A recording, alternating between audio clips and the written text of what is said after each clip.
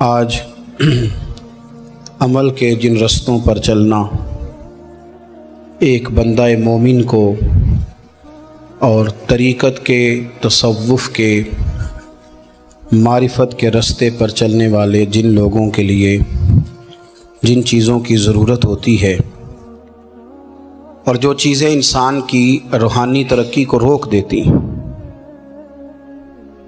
جو دنیاوی طور پر مالی طور پر اسے مضبوط کر دیتی ہیں لیکن عملی طور پر اسے کمزور کر دیتی ہیں، ان چیزوں میں سے ایک چیز پر ہم بات کریں گے۔ انسان کا یہ مزاج ہے کہ وہ اپنے آپ کو اچھا بتاتا بھی ہے اور اچھا کہلاتا بھی ہے۔ روز بروز اس کے اندر یہ خواہش بڑھتی چلی جاتی ہے کہ لوگ مجھے اچھا کہیں، اچھا جانیں، میری تعریف ہو، خود پسندی میں مبتلا ہوتا جاتا ہے۔ کوئی شخص اگر بطور اصلاح بھی اس پر تنقید کر دے تو اس کو وہ بھی چیز پسند نہیں ہوتی، اور بہت ساری جگہوں سے بہت سارے معاملات سے وہ اس لیے بھی رک جاتا ہے کہ وہاں چیزیں اس کی مرضی کے مطابق نہیں چل رہی۔ قرآن مجید نے انسان کی اس کمزوری کا ذکر کیا ہے اور سورہ نجم کے اندر ارشاد فرمایا کہ فَلَا تُزَكُّوا أَنفُسَكُمْ، فرمایا اپنے آپ کو ستھرا بنا کر پیش نہ کرو، اپنی زبان سے اپنے آپ کو ستھرا بنا کے پیش نہ کرو۔ وَهُوَ أَعْلَمُ بِمَنِ اتَّقَىٰ، اللہ خوب جانتا ہے تم میں سے پرہیزگار کون ہے۔ یہ قرآن مجید ہے، ان دو لفظوں میں وضاحت کر دی، تم نہ اپنے آپ کو پیش کرو۔ ہمارے ہاں ہر آدمی کا مزاج ہے، ہم اپنی خدمات بتاتے ہیں، اپنی خدمات گنواتے ہیں، اپنا تعارف کراتے ہیں، اپنے منہ سے اپنا آپ بتاتے ہیں۔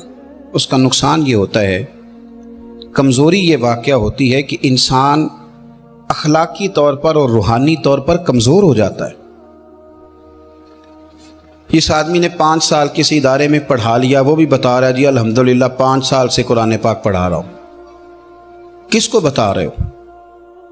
اگر تو اللہ کی رضا کے لیے یہ کام کیا تو پھر بتانے کی کیا ضرورت ہے؟ اللہ کریم تو جانتا ہے۔ میں نے وہاں 10 سال نوکری کی، دین کی، تو بتا کس کو رہے ہو؟ کس کو آپ یہ بات بتلا رہے ہیں؟ یہاں تو اپنا بتانے کا اتنا عجیب ذوق پیدا ہوا ہے کہ اپنے والد کو حج کرا کے لوگ دنیا کو بتا رہے ہوتے ہیں کہ میں نے اپنے ابا کو حج کرایا۔ بھئی ابا آپ کے تھے تو آپ نے حج کرانا تھا، کسی اور نے تھوڑی کرانا تھا۔ جب والد آپ کے تھے تو آپ کو ہی کرانا تھا۔ میں نے دی بہنوں کی شادی کی تو بہنیں کس کی تھیں؟ میں نے بھائی کے ساتھ مدد کری تو بھائی کس کا تھا؟ میں نے جی اپنے استاد کی بڑی خدمت کی، ان سے پیار کیا تو بھئی استاد بھی تو آپ کے تھے نا۔ کہتا جی میں نے الحمدللہ اپنے مرشد کے آستانے پر، میں نے اپنے شیخ کے آستانے پر نوکری کی، اور میں نے کہا تجھے غلطی لگ گئی ہے۔ کسی نے کہا تھا حضرت انس بن مالک سے بڑے نصیبوں والے ہو، 10 سال ہو گئے حضور کی نوکری میں، فرمانے لگے یہ تو ان کی نظر ہے کہ رخ ان کا ادھر ہے، تو ان کی مہربانی ہے، میں کون ہوتا ہوں مطلب میں اور ان کی نوکری؟ تو امیر حرم میں غریب بے نوا، تو کجا اور من کجا۔ اپنا بتانا، اپنا دکھانا، اپنے آپ کو ظاہر کرنا، اپنی تعریف پسند کرنا، مجھے مانو، مجھے کہو، مجھے گنو، میں خوبصورت زیادہ ہوں، میں پڑھا لکھا زیادہ ہوں۔ کچھ کو یہ بھی مسئلہ ہوتا ہے کہ میں سینئر زیادہ ہوں۔ بھئی آپ کیا بات کر رہے ہیں؟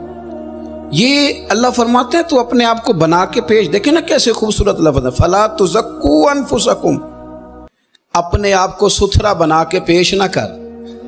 وَهُوَ أَعْلَمُ بِمَنِ اتَّقَىٰ، وہ خوب جانتا ہے تم میں سے متقی کون ہے۔ اسے بڑے بھولے بھالے، بڑے اللہ والے، ریاض آپ کو بس ہم ہی جانتے ہیں، یہ تو ہمیں پتہ ہے۔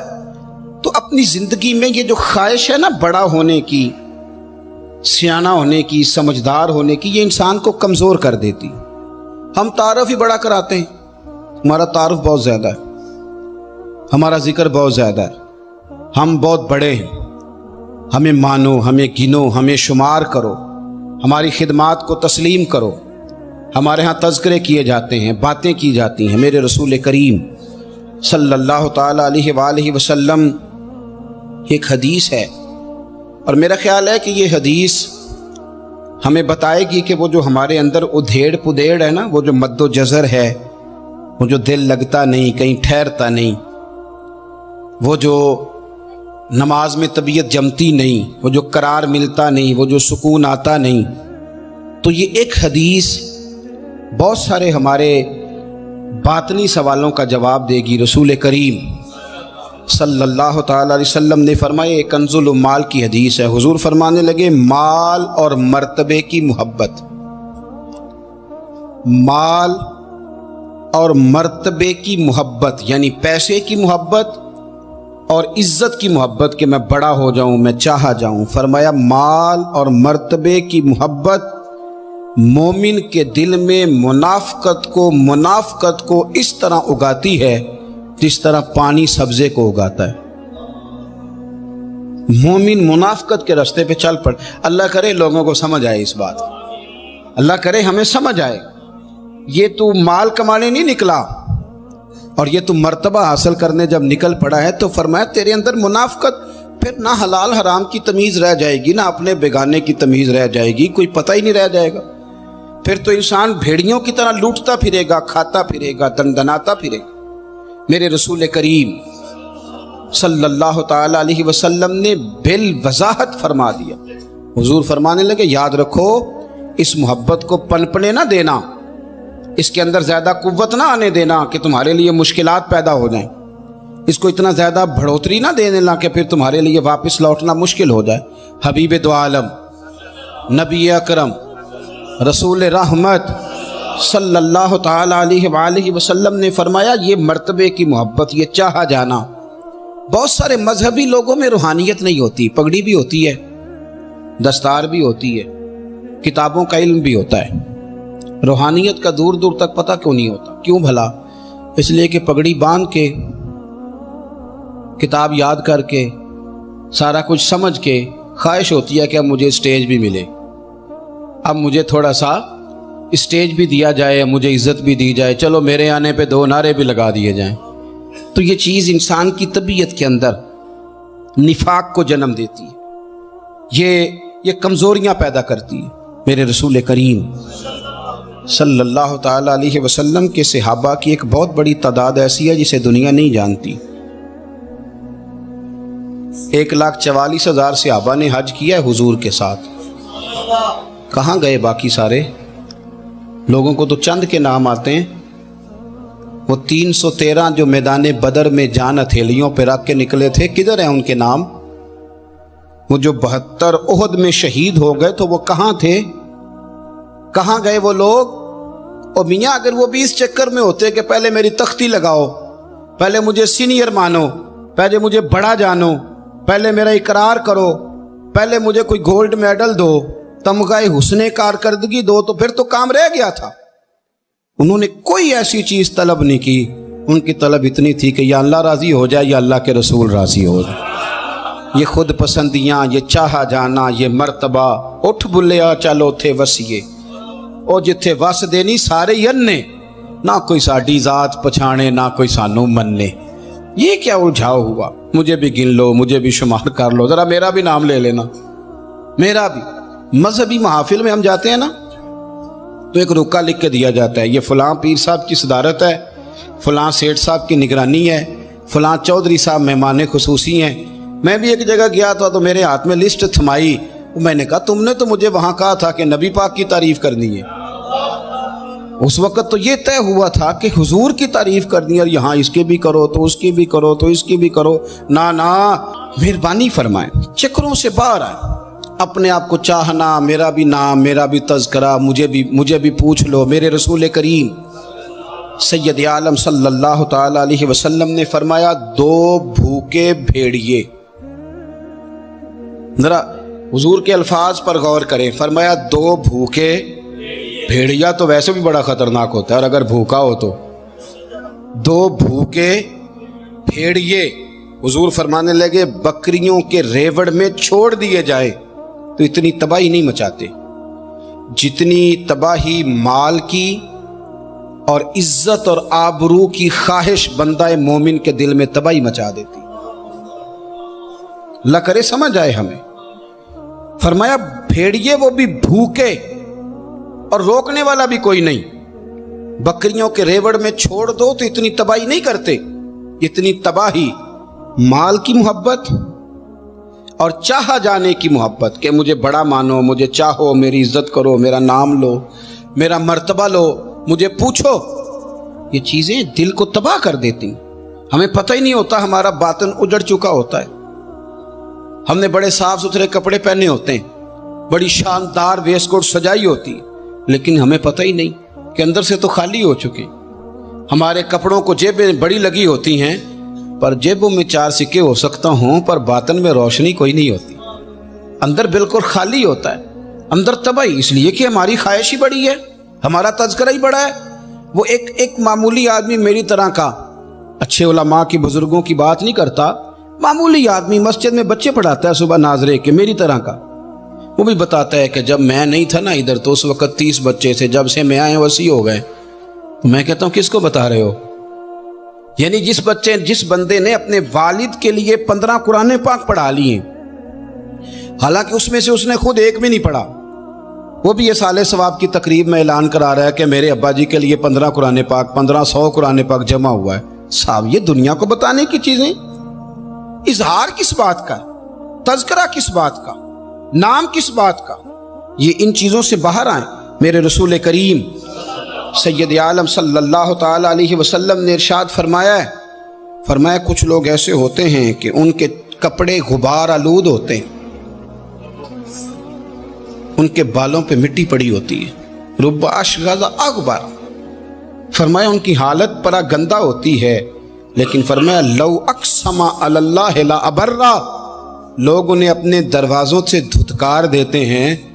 पर यह सही मुस्लिम की हदीस है, हुजूर फरमाते हैं उनकी शान ये है, कपड़ों पे मिट्टी है, बालों पे गर्द है, लोग पास नहीं बिठाते, पर उनकी शान ये है कि अगर वो अल्लाह को कसम दे दें तो रब उनकी कसम भी पूरी कर देता है, इसलिए कि वो मुखलिस लोग हैं। वो किसी को 2 वक्त रोटी खिला के 200 जगह बताने वाले नहीं, वो अपना तज़किरा करने वाले नहीं। और मैं आपको जिंदगी में एक तजर्बे की बात बताता हूँ, जो अपने आप को अल्लाह के हुजूर झुकाता जाता है, रब उसे इज्जतें देता जाता है। ये आजिज़ी लफ्ज़ों से नहीं होती कि मैं तो फ़कीर आदमी हूँ, मैं तो दरवेश आदमी हूँ, मैं तो बड़ा सादा हूँ। बड़े इस तरह के दरवेश देखें जिनके लफ्ज़ों में दरवेशी होती है, मिजाज में तकब्बुर होता है। और कुछ लोग ऐसे हैं जो कपड़े भी सुथरे पहनते हैं, पगड़ी का शिमला भी ऊंचा रखते हैं, लेकिन अगर कभी अपनी गर्दन झुका के देखें तो वो कहते हैं ना भाई, मैं बदकार पुराना खादम, मैं बदकार। उनका ये ख्याल होता है, उनकी ये सोच होती है, किसी जगह भी वो अपने अंदर किसी जगह कोई उजब, कोई तकब्बुर, कोई खुद पसंदी पैदा नहीं होने देते। मेरे रसूल करीम सल्लल्लाहु ताला अलैहि वसल्लम इरशाद फरमाने लगे कि मेरी उम्मत में बाज़ लोग ऐसे भी हैं कि अगर तुम में से 1 दिरहम या 1 पैसा मांगे, तुम में से किसी से वो 1 दिरहम या 1 पैसा मांगे तो तुम दोगे भी नहीं, तुम नहीं दोगे। बंदे इस तरह के हैं। और फरमाया अगर वो अल्लाह से जन्नत का सवाल करें तो अल्लाह जन्नत उन्हें फ़ौरन दे देगा। अब मैं यहाँ रुक गया, जब मैंने ये हदीस पढ़ी ना, ये तबरानी की हदीस है, मैंने जब ये हदीस पढ़ी तो मैं रुक गया। मैंने कहा ये क्या बात हुई कि अगर वो मांगे, वो इतने बेनियाज हैं कि जन्नत भी नहीं मांग रहे। हुजूर फरमाने लगे अगर वो, अल्लाह करे मैं समझाऊं सकूं बात आपको, हुजूर फरमाने लगे मेरी उम्मत में बाज़ लोग ऐसे भी हैं कि अगर तुम में से किसी से 1 दिरहम या 1 पैसा मांगे तो तुम ना दो, लेकिन अगर वो अल्लाह से जन्नत मांगे तो अल्लाह फ़ौरन अता फरमा दे। इसका मतलब है कि वो बड़े बेनियाज हैं, बड़े बेनियाज हैं। हज़रत राबिया बसरिया कहती थी ना, मैं जन्नत के लिए नमाजें नहीं पढ़ती, मैं तो रब की रज़ा के लिए पढ़ती हूँ। हाँ, वो कहा था इकबाल ने, कहने लगे वाइज कमाल तर्क से मिलती है या मुराद, दुनिया जो छोड़ दी है तो चल उकबा भी छोड़ दे, चल बस कर, फिर डायरेक्ट रब की रज़ा पे आ। जन्नत जो दुनिया जो छोड़ दी है तो फिर उकबा भी छोड़ दे, चले माजरत के साथ ही सही, लेकिन दुनिया जो छोड़ दी है तो फिर उकबा भी छोड़ दे। और मेरे रसूल करीम सल्लल्लाहु अलैहि वसल्लम ने फरमाया अगर उससे दुनिया का सवाल करें तो उन्हें ना देगा, और इनसे दुनिया इसलिए रोकी गई है, यानी वो दुनिया अल्लाह के नज़दीक हकीर है, بس فقط 2 چادروں والے اگر اللہ پر قسم کھا لیں تو اللہ ان کی قسم ضرور پوری کرتا ہے۔ فرمایا اللہ کی نظر میں اگر دنیا کی مال کی کوئی اہمیت ہوتی تو اللہ انہیں مال ضرور عطا کرتا۔ ویڈیو دیکھنے کا شکریہ۔ اگر آپ چینل پر نئے ہیں تو سبسکرائب کر لیں اور ساتھ ہی ساتھ بیل آئیکن پر بھی کلک کر دیں تاکہ یوٹیوب ہماری ہر ویڈیو کا نوٹیفیکیشن سب سے پہلے آپ کو بھیج دے۔ جزاک اللہ۔